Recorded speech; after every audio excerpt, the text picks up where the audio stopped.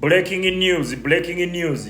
Museveni ne mutabani we Muhoozi batadde ebifaananyi bya Eddie Mutwe nga bamukubye azimbagatanye feesi ng'erimu n'omusaayi. Naye kiki kye baluubirira mu kino? Baagala gezaako kutukanga. Baagala tukuliyetinga mu fear. Komuledi wenna gy'oli njagala okitegeere ti Museveni buli kyayagala agenda kikola. Naye naffe kye twagala tugenda kikola. Kiki kye twagala mmujjako. Ate tugenda kikola. Nti byonna bikola kutupoyesa tupowe tunafuwe emitima.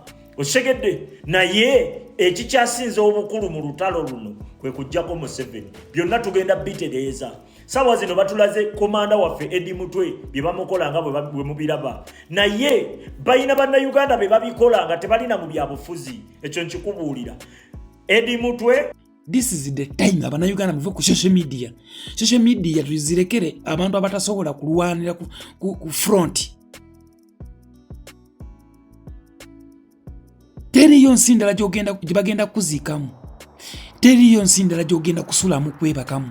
Eno yensi yo gye bakuzaalamu. Bakuzaala mu Uganda, tebakuzaala mu Kenya oba mu Tanzania oba mu Rwanda. Nedda, this is the time. Abannayuganda wake up. Abannayuganda bali mu kubonaabona. Gwe omunnayuganda tewaliwo omuntu agenda kulwanirira nsi Uganda.